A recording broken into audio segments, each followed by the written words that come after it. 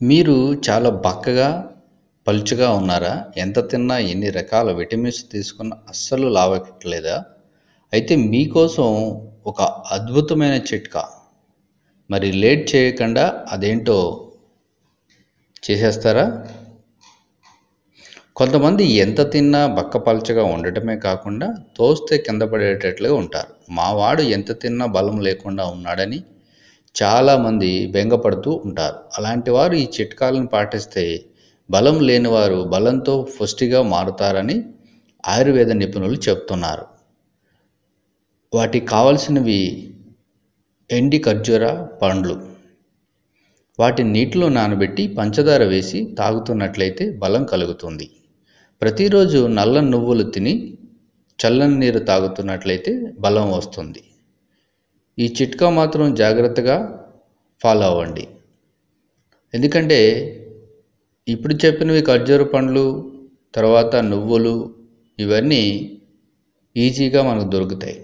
కానీ నేను చెప్పే చిట్కా మటుకు అంత ఈజీగా అందరికీ సాధ్యం కాదు. కానీ సాధ్యపడేటట్లు ప్రయత్నించండి.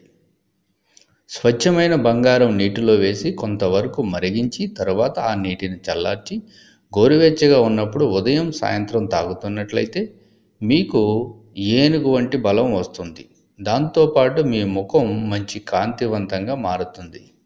ఇది నేను చెప్తున్నది కాదండి, ఆయుర్వేదం నిపుణులు చెప్తున్న మాట, ఆయుర్వేద శాస్త్రం చెప్తుంది. అలాగే కొన్ని చిట్కాలు కూడా ఉన్నాయి. గొబ్బలి గింజలు నీటిలో నానబెట్టి పంచదార వేసి తాగుతుంటే బలం వస్తుంది. అలాగే తాజా వెన్నను ఉదయం తింటూ ఉంటే బాగా బలం వస్తుంది. ఇవే కాకుండా మర్రి పండులోని గింజలను తింటున్న శరీరానికి మంచి బలం చేకూరుతుంది. ఇక అరటిపండు తినని వారు ఉండరు. మరి బాగా మగ్గిన అమృతపాన అరటిపండ్లు తింటే శరీరానికి మంచి బలం వస్తుంది. ఇవే కాకుండా మార్కెట్లో చాలా బలానికి సంబంధించిన ప్రొడక్ట్స్ దొరుకుతాయి. అయితే అవి మంచి ప్రొడక్ట్స్ అయితేనే తీసుకోండి. కల్తీ మందులు, రోగాలు లేకుండా వచ్చేవి కాకుండా తీసుకుంటే మంచిది.